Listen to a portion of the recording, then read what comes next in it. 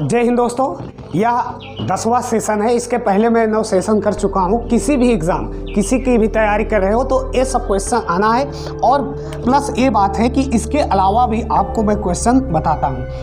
एक एक क्वेश्चन से लगभग 5 से 10 क्वेश्चन आपको एक्स्ट्रा मिल जाते हैं। तो आइए आगाज़ करते हैं इस सुबह का। तो भार का मात्रक क्या होता है? अगला क्वेश्चन, मुख्यमंत्री किसके समक्ष शपथ लेते हैं? माउंट मैकिन्ले किस पर्वत की चोटी है? माउंट मैकिन्ले किस पर्वत की चोटी है? यदि आपको पता हो तो कमेंट बॉक्स में छाप दीजिए। ठीक। अगला है, जी का मात्रक क्या होगा? एक कैपिटल जी है। आप हो सकता है स्मॉल जी का मात्रक जानते हो, लेकिन ये आपका क्या है? कैपिटल जी है। अगला, भारत की सबसे ऊंची चोटी कौन सा है?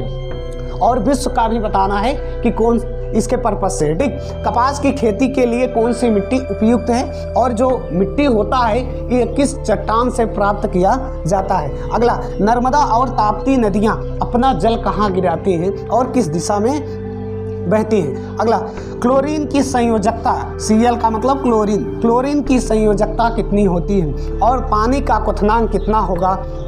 1 डिग्री अक्षांश के बीच की दूरी कितना होता है? कितना किलोमीटर? यदि आपको इसमें जितना भी आंसर पता हो कमेंट बॉक्स में कमेंट कर सकते हैं। तो आज का मोटिवेशन देखते हैं। रिस्क हमेशा बड़ा लो, रिस्क हमेशा बड़ा लो। जीत गए तो कैप्टन और हार गए तो सलाहकार। जीत गए तो कैप्टन और हार गए तो सलाहकार। जैसा कि आप रिस्क हमेशा बड़ा लो, ऐसे है रिस्क का मतलब ऐसे है। यदि आप बड़ा सोचते हो और बड़े की तैयारी करते हो, यदि उससे भी फेल होते हैं तो छोटा ऑटोमेटिक मिल जाता है। कहा जाता है कि बड़ा पत्थर यदि मारोगे तो हो सकता है बड़े फल को ना, लेकिन जब गिरने लगे ना कुछ फल को नीचे गिरा दे। तो उसी तरह हमारा भी बड़ी सोच रखो, बड़ा जुनून रखो और उसे पूरा करके दिखाओ। उसमें अपना 100% दो, बड़ा रिस्क लो। और जीत गए तो कैप्टन, हार गए तो सलाहकार जरूर बनोगे। कहते नहीं, बड़ी जीत बड़ा शोर होगा, बड़ी जीत बड़ा शोर होगा।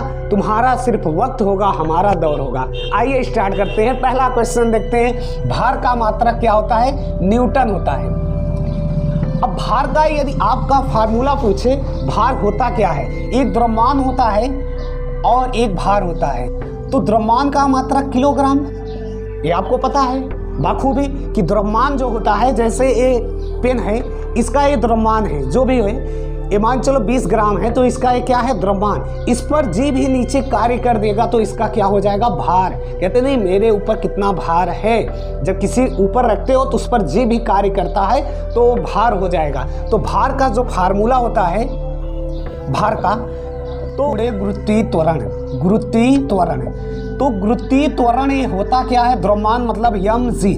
यदि इसको देखोगे तो उस कोई भी गुरुत्वीय त्वरण नीचे जी कार्य करता है। जी का मान कितना होता है पृथ्वी पर? 9.8 मीटर प्रति सेकेंड। और उसका जो द्रव्यमान रहेगा, द्रव्यमान मान चलो 10 किलो है और जी का मान 9.8 है, तो भार कितना हो जाएगा उस वस्तु का? कोई वस्तु 10 किलोग्राम की है और उस पर 9.8 गुरुत्वीय त्वरण कार्य कर रहा है, तो उसका भार हो जाएगा। अब गुना करोगे तो 98 न्यूटन का। कितना न्यूटन का? 98 न्यूटन का भार होगा। ठीक। इसमें जब गुना करोगे तो 98 न्यूटन। तो भार का जो मात्रक होता है क्या होता है? न्यूटन। ये बल का भी होता है, बल का भी मात्रक क्या होता है? न्यूटन ही होता है। और शक्ति का मात्रक क्या होता है? वाट होता है। कार्य का मात्रक जूल होता है। और प्रतिरोध का मात्रक ओम होता है। विद्युत धारा का मात्रक एम्पियर होता है। एक एक बात को आप लिखते जाइए। यदि आपसे पूछा जाए कि विभवांतर का मात्रक क्या होगा दोस्त, तो वोल्ट होगा। क्या होगा? वोल्ट होगा। तो मैं काफ़ी मात्रक आपको बता दिए। द्रव्यमान का किलोग्राम होगा, त्वरण का मीटर प्रति सेकेंड होगा, चाल का मीटर प्रति सेकेंड होगा, वेग का भी मीटर प्रति सेकेंड होगा, और घनत्व का किलोग्राम प्रति मीटर क्यूब होगा, क्योंकि घनत्व बराबर द्रव्यमान बटा आयतन होता है। तो यहाँ से काफ़ी फार्मूले निकल कर आते हैं कि भार बराबर क्या होगा? द्रव्यमान गुणे त्वरण। और द्रव्यमान को m से, त्वरण को, गुरुत्वीय त्वरण को स्मॉल g से। स्मॉल g का यदि मान पूछे तो 9.8 होता है। कितना होता है? 9.8 मीटर प्रति सेकेंड, क्योंकि एक त्वरण है इसलिए मीटर प्रति सेकेंड स्क्वायर हो जाएगा। बल का न्यूटन, कार्य का जूल हो जाएगा, शक्ति का वाट है। कहते नहीं जिसके पास पावर रहता है वही क्या वाट लगाता है, तो शक्ति का वाट याद रखना। ठीक। और एम्पियर का एम्पियर, विद्युत धारा का एम्पियर हो जाएगा विभवांतर का वोल्ट। तो आइए अगला क्वेश्चन देखते हैं। मुख्यमंत्री किसके समक्ष शपथ लेंगे? तो ये राज्यपाल के, राज्य के जो राज्यपाल होते हैं ये राष्ट्रपति के संदेश वाहक होते हैं। तो राज्यपाल के समक्ष सीएम क्या होते हैं? शपथ लेते हैं, मुख्यमंत्री शपथ लेते हैं। यदि बात किया जाए मुख्यमंत्री का अनुच्छेद तो 163 के अनुसार मंत्रिमंडल होगा और जिसका बहुमत दल का नेता ही क्या मुख्यमंत्री होता है। बहुमत दल का नेता जो विधानसभा का होता है उसी का मुख्य जो होता है वही क्या होता है? मुख्यमंत्री होता है। अब विधानसभा की बात कर लिया जाए यूपी का, तो यूपी में विधानसभा की 403 सीटें, विधान परिषद का 99 और लोकसभा का 80 और राज्यसभा का 31 सीटें हैं। राज्यसभा का कितने? 31 सीटें हैं और लोकसभा का 80, विधान परिषद का 99 और विधानसभा का 403। यदि बात किया जाए विधान परिषद 6 राज्यों में है। कितने राज्यों में? सिर्फ 6 राज्यों में। यदि आपसे पूछा जाए कि विधानसभा कितने वर्तमान में कितने राज्यों में, तो 6 राज्यों में। वो है महाराष्ट्र, तेलंगाना, आंध्र प्रदेश और तमिलनाडु, बिहार, यूपी। ये 6 राज्य हैं। कौन कौन से? ये बड़े भी हैं, जनसंख्या में बड़े भी हैं। ठीक, तो ये 6 राज्यों में क्या है? विधान परिषद है। बाकी राज्यों में विधान परिषद नहीं है। और विधानमंडल का जो गठन किया गया है 168 अनुच्छेद में। किस अनुच्छेद में? 168 अनुच्छेद में। और जो आपका विधानसभा है 170 में है। विधानसभा 170 में और विधान परिषद आपका 169 में। कितने में? 169 में। यदि बात किया जाए संसद का तो संसद हमारा 79 में है। किस अनुच्छेद में है? 79 में। यदि पूछा जाए कि राज्यसभा किस अनुच्छेद में, तो ये 80 में। लोकसभा किस अनुच्छेद में? तो 81 में। लोकसभा हमारा किस अनुच्छेद में? 81 में। और संसद के 3 पार्ट होते हैं, 2 तो सदन है, एक राज्यसभा एक लोकसभा। लोकसभा में यदि मैक्सिमम सीट पूछा जाए, मतलब वर्तमान में कितने सीटें, तो 545 लोकसभा में, राज्यसभा में 245। राज्यसभा में 12 मनोनीत किए जाते हैं, लोकसभा में 2 मनोनीत किए जाते हैं। और तीसरा जो होते हैं वो आपके माननीय राष्ट्रपति होते हैं जो अनुच्छेद 52 में है। कितने में? अनुच्छेद 52 में राष्ट्रपति हैं। और उपराष्ट्रपति की बात करें तो 63 में है। एक एक पॉइंट को लिखते जाना। उपराष्ट्रपति की बात करें तो 63 में है और राज्यपाल की बात करें तो 153 में है। कितने में है? 153 में। उपराष्ट्रपति ये आपके 63 में है, राष्ट्रपति 52 में है, 168 में क्या है? विधानमंडल का गठन है। और विधानमंडल में 2 इसके हैं, विधानसभा और क्या? विधान परिषद। तो विधानसभा के लिए हो जाएगा आपका 170 और विधान परिषद के लिए 169 हो जाएगा। और राज्यपाल 153 में। अब मुख्यमंत्री किसके समक्ष शपथ लेंगे? 5 वर्ष के लिए। मुख्यमंत्री का कार्यकाल कितना होता है? 5 वर्ष होता है। किसके समक्ष? राज्यपाल। और राज्यपाल का होता है राष्ट्रपति का एक संदेश वाहक होता है। तो यहाँ से मैं काफ़ी चीज़ें आपको बता दिया। और यूपी में कितनी सीटें हैं, स्पेशल यूपी का भी आपको बता दिया कि 403, 99, 80 और क्या 31। ये राज्यसभा, ये लोकसभा, ये विधान परिषद और ये क्या? विधानसभा। विधानसभा के ही मेंबर विधायक होते हैं जिसको एमएलए कहा जाता है। और विधान परिषद के सदस्य को एमएलसी कहा जाता है। तो एमएलए और एमएलसी भी आपको याद रखना है। अब प्रमुख यहाँ अनुच्छेद भी बता दिए हैं, ये भी आपको याद रखना है। ठीक, तो आइए अगले क्वेश्चन पर चलते हैं। यहाँ से मैं बहुत क्वेश्चन बता सकता हूँ कि अध्यादेश कितना होता है, संयुक्त बैठक। यदि आपको पता हो तो संयुक्त अधिवेशन बता दो, ज्वाइंट सेशन किस अनुच्छेद में है, तो वो आप कमेंट बॉक्स कर सकते हो, कमेंट बॉक्स में कर सकते हो। और अध्यादेश किस अनुच्छेद में, वो भी कमेंट कर सकते हो। ठीक, तो आइए अगले क्वेश्चन पर चलते हैं। इसी जोश के साथ कहते हैं नहीं, सूर्य धीरे धीरे निकलता है और अपने प्रकाश को प्रकाशित करता है, अपने प्रकाश से पूरे विश्व को प्रकाशित करता है। उसी तरह हमारा नॉलेज भी धीरे धीरे एकत्र करोगे और एक दिन वो क्या नॉलेज का भंडार बन जाएगा। तो इसी प्रयास से आपको भी चलना है। आइए अगला क्वेश्चन देखते हैं। माउंट मैकिनले किस पर्वत की चोटी है? तो आपका परम आंसर होगा ये रॉकी पर्वत है, रॉकी पर्वत श्रृंखला श्रेणी। और जो प्रमुख पर्वत है वो अलास्का वाला क्षेत्र है। कहाँ से? अलास्का में। तो ये जो माउंट मैकिनले पर्वत चोटी है किस पर्वत पर है, तो अलास्का पर है। और यदि श्रेणी की बात किया जाए तो रॉकी पर्वत श्रेणी पर है। ये पड़ता कहाँ है, तो ये पड़ता है उत्तरी अमेरिका में, उत्तरी अमेरिका। यदि आपको पूछा जाए, आपसे ये पूछा जाए दोस्तों कि उत्तरी अमेरिका का क्षेत्रफल की दृष्टि से कौन सा क्रम आता है, तो तीसरा क्रम आता है। एशिया पहले पर, दूसरे पर अफ्रीका और तीसरे पर ये आपका उत्तरी अमेरिका आ जाता है। चौथे पर दक्षिणी अमेरिका, पांचवें पर अंटार्कटिका, छठे पर यूरोप, सातवें पर क्या आपका ऑस्ट्रेलिया, सबसे छोटा महाद्वीप, ठीक, जहां पर ग्रेट बैरियर रीफ है। कौन सा? ग्रेट बैरियर रीफ, जो प्रवाल भित्ति और ग्रेट वो डिवाइडिंग पर्वत श्रेणी है, ठीक। और वो मरुस्थलों का महाद्वीप है, 6 मरुस्थल है, ठीक। किम्बर्ली पठार है वहाँ, और केप यार्क प्रायद्वीप है, केप यार्क प्रायद्वीप है, ठीक। इन बातों को तो चलिए, तो रॉकी पर्वत श्रृंखला जो श्रेणी है उसी पर अलास्का वाले क्षेत्र में जो यूएसए का है, वहीं पर माउंट मैकिन्ले चोटी है, जो उत्तरी अमेरिका की सबसे ऊंची चोटी भी है। उत्तरी अमेरिका की सबसे ऊंची चोटी है और यूएसए की भी सबसे ऊंची चोटी है। यूएसए और कनाडा के बीच में, यूएसए और कनाडा के बीच में 49 डिग्री नॉर्थ लाइन बनता है, रेखा जाती है, जो विश्व की सबसे ज़्यादा बॉर्डर साझा करने वाले ये 2 देश हैं। कौन? कनाडा और यूएसए। 49 डिग्री याद रखना, 49 डिग्री याद रखना। और ये उत्तरी ध्रुव में है। किस ध्रुव में है? यदि ये पार्टीशन की बात किया जाए, ये भूमध्य रेखा, आपका भूमध्य रेखा हो जाएगा, 1 मिनट, भूमध्य रेखा, और एक कर्क रेखा, और इसके ऊपर आर्कटिक रेखा, नीचे मकर रेखा, और यहाँ पर अंटार्कटिका रेखा। ये आपका उत्तरी ध्रुव, तो इसी क्षेत्र में ये पाया जाता है आपका क्या? उत्तरी अमेरिका। और नीचे की कौन सा होगा? दक्षिणी अमेरिका। नीचे कौन सा? दक्षिणी। ये आपका यूरोप, ये अफ्रीका, ये ऑस्ट्रेलिया और ये एशिया, ये आपका एशिया हो जाएगा। अभी आपको मैं मैप में दिखा दे रहा हूँ कि ये कहाँ पर है माउंट मैकिन्ले चोटी। ये आपका अलास्का पर्वत श्रेणी है, दिख रहा है? हाँ दिख रहा है। ये अलास्का पर्वत श्रेणी में जो अलास्का, यहाँ पर बेरिंग जल संधि है। ये बेरिंग एशिया और यूरोप को अलग करता है। कौन सा? बेरिंग जल संधि। और इसी पर ये माउंट मैकिन्ले चोटी स्थित है। ये रॉकी पर्वत श्रृंखला दिख रहा है आपको, मैप साथ में रखिए दोस्तों, ठीक। और यहीं पर देखो, इसकी बाउंड्री पर 5 झीलें भी हैं, महान झीलें, जो विश्व की सबसे मीठे पानी की झील भी है, सुपीरियर झील। और आगे चलोगे तो ये आपका मिशिगन झील, ह्यूरॉन झील, इरी झील और क्या, एंटारियो झील। ये 5 महान झीलें भी है इसी के बाउंड्री पर। और बाकी कनाडा में कई झीलें हैं, ये सब देख लेना। बृहत मैदान भी है और प्रेरी घास के ये मैदान भी यहीं पर उपस्थित है, ठीक।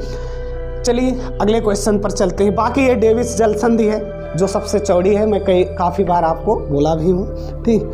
तो आइए अगला क्वेश्चन देखते हैं इसी ऊर्जा के साथ। कहते हैं बड़ी जीत बड़ा शोर होगा, आपका वक्त हमारा दौर होगा, ठीक। तो इसी जोश के साथ पुनः आगे बढ़ते हैं अगले क्वेश्चन पर। कैपिटल जी का मात्रक, ये भी छाप दो, क्या कहते हैं? छाप दो। अभी मैं स्मॉल जी का मात्रक बताया, अब कैपिटल जी का मात्रक आपको बताना है। तो कैपिटल जी का मात्रक हो जाएगा न्यूटन मीटर स्क्वायर प्रति किग्रा स्क्वायर, न्यूटन मीटर स्क्वायर प्रति किग्रा स्क्वायर। अब इसके फार्मूले को समझते हैं। पहले तो ये समझ लो, सार्वत्रिक गुरुत्वाकर्षण का नियम होता है कि 2 कण ले लो, कोई 2 कण ले लो जो m1 या m2 द्रव्यमान का हो, इनके बीच की दूरी r हो। तो 2 कणों के बीच लगने वाला आकर्षण जो बल होता है, पिंडों के द्रव्यमानों के गुणनफल के अनुक्रमानुपाती और इनके बीच की दूरी के वर्ग के व्युत्क्रमानुपाती होता है। इनके बीच की दूरी के वर्ग के व्युत्क्रमानुपाती होता है। यदि दोनों समीकरण को मिला दोगे तो ये आपका ये बन जाएगा F बराबर G m1 m2 अब I में r स्क्वायर। G ही हमारा क्या है? यही है सार्वत्रिक गुरुत्वाकर्षण का नियतांक, मतलब कैपिटल G है। और कैपिटल जी का बात किया जाए तो F इंटू r स्क्वायर बटा में m1 m2। अब बात कर लेते हैं F का, तो F होता है न्यूटन और R क्या हो जाएगा? मीटर स्क्वायर, और ये m1 m2 किग्रा स्क्वायर। तो यहाँ से ये फार्मूला निकल कर आता है और इसका मात्रक भी हो जाता है। अब बात कर लेते हैं कैपिटल जी और स्मॉल जी में अंतर। तो कैपिटल जी, इसका मान नियत रहता है, जबकि स्मॉल जी आपका जो सार्वत्रिक गुरुत्वाकर्षण है इसका मान चेंज होता रहता है। ये 9.8 मीटर प्रति सेकेंड स्क्वायर होता है। यदि आपसे पूछ लिया जाए कैपिटल जी का मान कितना होता है, साइंस बैकग्राउंड वाले तो बता देंगे, बाकी लोगों को दिक्कत हो जाएगा। ठीक, तो कैपिटल जी का जो मान होता है लिख लेना, छाप लो 6.67 इंटू 10 पर पावर -11 न्यूटन मीटर स्क्वायर प्रति किग्रा स्क्वायर। यहाँ से लिख लो, नहीं दिख रहा है, चलो तो कितना होता है यहाँ पर लिख दे रहे हैं। कैपिटल जी का मान जो होता है वो होता है 6.67 इंटू 10 पर -11 न्यूटन मीटर स्क्वायर प्रति किग्रा स्क्वायर हो जाएगा ये कैपिटल जी का मान। और स्मॉल जी का जो मान होता है 9.8 मीटर प्रति सेकेंड स्क्वायर होता है। ये स्मॉल जी और एक कैपिटल जी का मान हो जाएगा। अब अंतर की बात करें तो कैपिटल जी सदैव नियत रहता है, सभी स्थानों पर इसका मान एक जैसा रहता है, जबकि स्मॉल जी का मान चेंज होता है। आ गया एक क्वेश्चन और कि चंद्रमा पर स्मॉल जी का मान कितना होता है। यदि आपको पता हो तो कमेंट बॉक्स में करिए। क्या कैपिटल जी का मान चंद्रमा पर कितना होता है। और एक क्वेश्चन, ध्रुवों पर कितना होता है स्मॉल जी का। कौन सा? स्मॉल जी। कैपिटल जी तो नियत रहता है, स्मॉल जी का मान कितना होगा। आइए अगला क्वेश्चन देखते हैं। भारत की सबसे ऊंची चोटी कौन सी है? तो अगला का आंसर हो जाएगा भारत की सबसे ऊंची चोटी क्या होगा, तो K2, जिसको आप गाइडविन आइंस्टीन भी बोलोगे, गाइडविन आइंस्टीन भी बोलोगे, तो K2 भारत की सबसे ऊंची चोटी है। कौन सा? K2। यदि विश्व का पूछा जाए तो ये दूसरे नंबर पर आता है। और विश्व की पहली सबसे ऊंची चोटी का नाम क्या है, तो माउंट एवरेस्ट है। कौन सा? Mount Everest. और ये माउंट एवरेस्ट 8,848 मीटर जो कि नेपाल में स्थित है। कहाँ स्थित है? नेपाल में। अब बात करें हिमालय का, तो हिमालय को सागर माथा बोला जाता है। हिमालय को क्या बोला जाता है? सागर माथा बोला जाता है हिमालय। और हिमालय के कितने पार्ट हैं? 4 हैं। पहला है ट्रांस हिमालय, और दूसरा महान हिमालय, और तीसरा लघु हिमालय, और चौथा हो जाएगा शिवालिक हिमालय। यदि आपसे पूछा जाए कि हिमालय में पाकिस्तान में क्या बोलते हैं, तो सुलेमान की पहाड़ी बोलते हैं। म्यांमार में आराकान की पर्वत बोला जाता है। और यदि अफगानिस्तान में बात किया जाए तो हिंदू कुश बोला जाता है, हिंदू कुश। और जो ये K2 है ये ट्रांस हिमालय में है, ट्रांस हिमालय में। और ट्रांस हिमालय के भी 3 पार्ट हैं। ट्रांस हिमालय के कितने पार्ट? 3 हैं। वो कौन कौन से? पहला काराकोरम, और दूसरा लद्दाख हो जाएगा, और तीसरा जास्कर हो जाएगा। पहला कौन सा? काराकोरम, दूसरा लद्दाख, और तीसरा जास्कर पर्वत हो जाएगा। ये ट्रांस हिमालय के 3 पार्ट हैं। ट्रांस हिमालय के 3 पार्ट है जो जम्मू कश्मीर के ऊपर वाले क्षेत्र में। और महान हिमालय पर ही माउंट एवरेस्ट की चोटी है। लघु हिमालय सबसे छोटा है, शिवालिक उसके नीचे है। तो ये ट्रांस हिमालय पर यदि आपसे ये पूछे, चलो छोड़ो, ये पूछे कि जो K2 गाइडविन आइंस्टीन है भारत की सबसे ऊंची चोटी और विश्व की दूसरी सबसे ऊंची चोटी, वो किस पर्वत पर है, तो ट्रांस हिमालय के काराकोरम पर्वत पर है। कहाँ है? काराकोरम पर्वत पर एक K2 है। का से काराकोरम, का से K2 भी हो जाएगा ना, K for K2, K for Karakoram. तो ऐसे याद रख सकते हो कि जो K2 पर्वत है, K2 चोटी है, वो किस पर्वत पर है, तो काराकोरम। काराकोरम किसका है? हिमालय। जो ट्रांस हिमालय है इसके 3 पार्ट होते हैं, काराकोरम, लद्दाख और क्या? जास्कर। इसी में K2 आता है जो विश्व की दूसरी सबसे ऊंची चोटी है, ये भूलना नहीं है। और विश्व की तीसरी सबसे ऊंची चोटी कौन सी है, तो कंचनजंगा है। कौन सी है? कंचनजंगा। और ये भारत की दूसरी सबसे ऊंची चोटी है जो सिक्किम में स्थित है। कहाँ स्थित है? सिक्किम। तो यहाँ से इतनी बातें निकल कर आता है, याद रखना। चलिए अगले क्वेश्चन पर चलते हैं। कपास की खेती के लिए कौन सी मिट्टी उपयुक्त है? हाँ दोस्तों, कहा जाता है कि देर लगेगी लेकिन सब कुछ मिलेगी। यकीन रख, जो मंजिल पाने की चाह रखी है वो भी मिलेगी। लेकिन हमारे दिन बुरे हैं लेकिन मैं बुरा नहीं हूँ। तो इसी जोश के साथ पुनः देखते हैं, कहते नहीं बड़ी जीत बड़ा शोर होगा, बड़ी जीत बड़ा शोर होगा, अब पड़ोसी भी दहल जाएगा। ठीक, तो आइए देखते हैं अगला क्वेश्चन। कपास की खेती के लिए तो काली मृदा, कौन सी मृदा, काली मृदा या काली मिट्टी उपयुक्त होती है। हाँ, कपास की खेती के लिए कौन सी मिट्टी, तो काली मृदा। और काली मृदा बेसाल्ट चट्टानों से, बेसाल्ट चट्टानों से प्राप्त किया जाता है, चट्टानों से प्राप्त की जाती है। मतलब ये बेसाल्ट चट्टान का रूपांतरित ही काली मृदा है। और काली मृदा कपास की खेती के लिए उपयुक्त होती है। ये ज्वालामुखी के उद्गार से भी हो जाता है। और बात करें तो इससे सूती वस्त्र बनता है। क्या सूती वस्त्र बनता है कपास की खेती से, जो कपास किया जाता है उससे सूती वस्त्र बनते हैं। बाकी अब आपसे बात किया जाए कि जो सबसे ज़्यादा पानी को एब्जॉर्ब करे कौन सी मृदा है, तो दोमट है। कौन सी है, दोमट मृदा। ये जो पानी को सबसे ज़्यादा एब्जॉर्ब करे, सोखती है, पानी को सबसे ज़्यादा सोखती है। ठीक, अगला क्वेश्चन देखते हैं। नर्मदा और ताप्ती नदियाँ अपना पानी कहाँ गिराती हैं। तो आइए देखते हैं, ये आपका भारत का मैप हो जाएगा। यहाँ पर यदि कुछ ऐसा मैप बनाते हैं तो जो ये नर्मदा और ताप्ती नदियां हैं अपना जल कहाँ गिराती हैं, अरब के सागर में। कौन से सागर में, अरब के सागर में अपना जल गिराती हैं। इस अरब सागर को ही क्या, मालाबार, इस तट को क्या बोलते हैं, मालाबार तट। कौन सा, मालाबार। और इसी तट पर तो आया था वास्को डी गामा 1498 में। कब आया था, 1400, पहली बार 1498 में एक केरला साइड आया था, मालाबार के तट पर ही।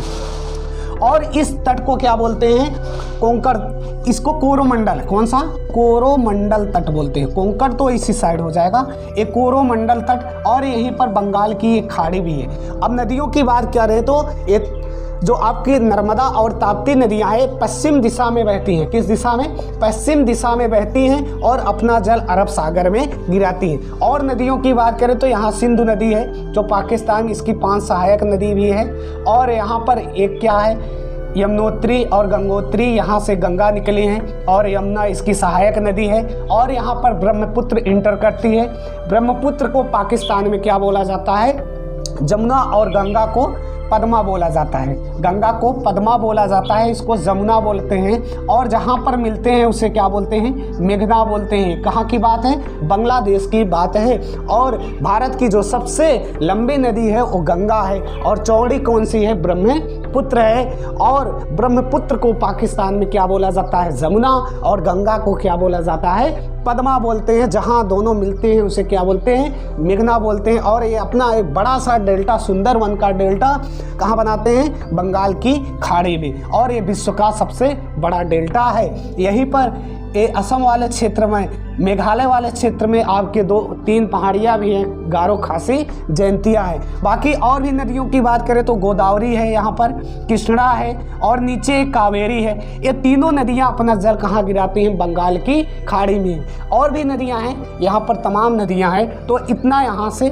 आपको सीखना था कि नर्मदा और ताप्ती नदियाँ अपना जल कहाँ गिराती हैं, अपना पानी कहाँ गिराते हैं। तो ये अरब सागर में परम आंसर होगा, छाप लीजिए। ठीक, यहाँ से इतने क्वेश्चन निकलते हैं। यदि आपसे ऐसा पूछा जाए कि भारत का सबसे पश्चिम वाला बिंदु कौन सा है, तो गौर माता है, एक गौर माता है। और सबसे पूरब में तो एक किबुध है। कौन सा है, किबुध है। और यहाँ पर इंदिरा पॉइंट है, इंदिरा कॉल है। क्या है, इंदिरा कॉल है। और नीचे यहाँ अंडमान निकोबार द्वीप समूह में इंदिरा पॉइंट है।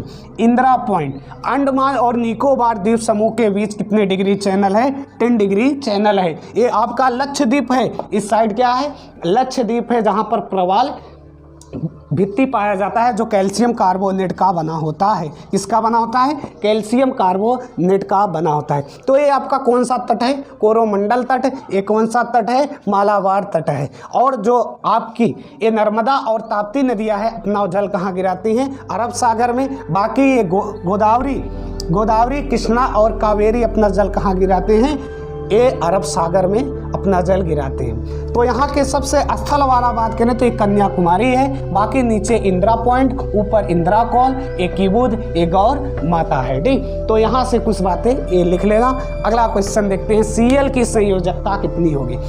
कोई भी मतलब कार्य मुश्किल नहीं होता है, सिर्फ हमारा दिमाग क्या उसे मुश्किल बना देता है। कहते हैं मान लो तो हार है, ठान लो तो जीत है। इसी ठानने के लिए अपने माँ बाप का सपना ऊंचा करना है, वो जो सपना देखे है उसे पूरा करना है। इसी जोश के साथ अगला क्वेश्चन देखते हैं, क्लोरीन की संयोजकता। तो क्लोरीन की संयोजकता जो होती है वो 1 होती है। कितना? 1। यदि इसको और भी क्वेश्चन किया जाए कि सोडियम की संयोजकता या किसी तत्व की संयोजकता निकालोगे कैसे, आपको KLMN पढ़ाया गया होगा, SPDF मैं भी इसका क्लास लिया हूँ, प्ले लिस्ट में है, वहाँ से देख सकते हो। मैं बहुत पहले ही इसका क्लास कर चुका हूँ। कोष और उपकोष क्या होते हैं, इसी के आधार पर आपको सभी के संयोजकता निकाल सकते हो। आपको सिर्फ परमाणु क्रमांक, एटॉमिक नंबर याद होना चाहिए, बाकी सभी तत्व का वैलेंसी मतलब संयोजकता निकाल सकते हो। जैसे मान चलो सोडियम का, तो सोडियम का एटॉमिक नंबर 11 होता है और KLN में 2 8 1 होता है। यदि संयोजकता पूछा जाए तो 1 होगा, क्योंकि ये 1 इलेक्ट्रॉन दे सकता है। इसी प्रकार यदि आपसे पूछा जाए Mg, तो इसका 12 होता है, 2 8 2 होता है, इसकी संयोजकता कितना? 2। ऑक्सीजन का 8 होता है तो 2 6 हो जाएगा, मतलब इसको 2 इलेक्ट्रॉन की ज़रूरत है। इसे कोष पूरा करने के लिए 2 इलेक्ट्रॉन की ज़रूरत है। यदि बात किया जाए कोष कौन कौन से हैं, तो K L M N, ये आपके क्या है कोष हैं, K L M N। K में 2 इलेक्ट्रॉन, L में 8, M में 18 और इसमें 32। और इसी के उपकोष भी होते हैं SPDF। तो S में 2, इसमें 6, इसमें 10, इसमें 14, F में कितना? 14। यदि आपको विस्तार से जानना हो तो मेरा वीडियो पड़ा है, वहाँ प्ले स्टोर्स में जाकर देख लेना, केमिस्ट्री के सेशन में। ठीक, तो संयोजकता की बात करें तो ऑक्सीजन का 2 होगा, क्लोरीन का 1 होगा, और नाइट्रोजन की बात करें 3 होगा, कार्बन की बात करें तो 4 होगा। संयोजकता कितना होगा? 4 होगा। और भी यदि बात करें सोडियम धातु की, तो सोडियम धातु की 1 होता है संयोजकता। सोडियम ऐसा धातु है जिसको चाकू से भी काट सकते हो। किससे? चाकू से भी काट सकते हो। किसको? सोडियम को। वह कौन सा धातु है जिसको चाकू से भी काट सकते हो? तो सोडियम है। तो धातुओं की संख्या सबसे ज़्यादा है। 118 तत्वों में धातुओं की संख्या लगभग 91 से 92 है। इसके अलावा 21 या 22 क्या है आपका अधातु है, और उपधातु आपका 5 से 7 है। 5 से 7 उपधातु है। डी, चलिए अगला क्वेश्चन देखते हैं, पानी का क्वथनांक कितना होता है। ये दोस्तों किसी को कभी छोटा मत समझो, ये पानी का क्वथनांक पूछा गया है, आपको लगता होगा कि छोटा है। किसी को कभी छोटा मत समझो, क्योंकि लाखों के कपड़े तो टंगे रह गए और छोटा सा मार्क्स करोड़ों का बिजनेस कर गया। समझ में आ रहा है कि नहीं? लाखों के कपड़े या कई लाख के कपड़े शोरूम में टंगे रह गए, लेकिन एक छोटा सा जो मास्क होता है करोड़ों का बिजनेस करके चला गया है। ठीक, तो आइए शुरुआत करते हैं। पानी का क्वथनांक किसे बोलोगे? तो क्वथनांक का मतलब बॉइलिंग पॉइंट है, BP बोलोगे। अब बॉइलिंग पॉइंट को कैसे याद करोगे? 100 डिग्री C पर क्या होता है इसका क्वथनांक। और जो आपका हिमांक होता है बर्फ बनने की प्रक्रिया, और 0 डिग्री सेल्सियस होता है, और 4 डिग्री सेल्सियस पर पानी का घनत्व अधिकतम होता है। एक क्वेश्चन रट लेना या याद कर लेना या कहीं पर छाप लो कि 4 डिग्री सेल्सियस पर पानी का घनत्व अधिकतम होता है। इस टाइम क्या होता है? आयतन कम होता है, इसीलिए घनत्व ज़्यादा होता है। यदि बात करें पानी का pH मान, तो pH मान कितना होता है? 7 होता है। जल का pH मान कितना होता है? 7। और सूत्र की बात करें तो H2O होता है। जल का सूत्र क्या होता है? H2O होता है। यदि आपको पता है तो नाइट्रस ऑक्साइड का सूत्र बता दो, जो लॉफिंग गैस है, हंसाने वाली गैस है। आप कमेंट बॉक्स में छाप सकते हो। डी, और हाँ, बाकी खाने वाले सोडे का तो यानी HCO3 हो जाएगा, यानी HCO3 खाने वाले सोडे का हो जाएगा। कैल्शियम कार्बोनेट का भी मैं बताया था CaCO3। बाकी धोने वाले सोडे का यानी 2CO3। सोडियम कार्बोनेट ये धोने वाले सोडे का, इसके साथ जल का भी अणु लगा देते हैं 10H2O करके।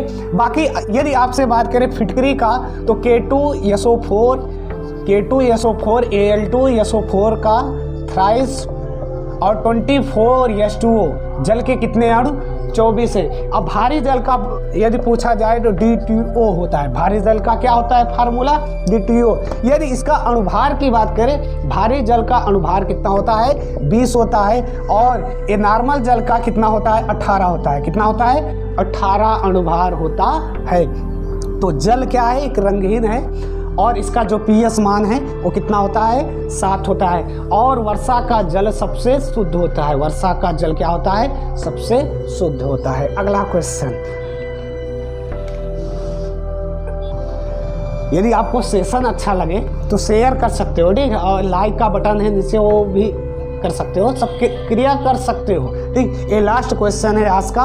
1 डिग्री अक्षांश के बीच की दूरी क्या होगा? बोलने को मैं तो एक एक क्वेश्चन पर बहुत कुछ बोल सकता हूँ, ठीक, लेकिन आप उतना एब्जॉर्ब नहीं कर पाओगे, फिर दिक्कत होगा, ठीक।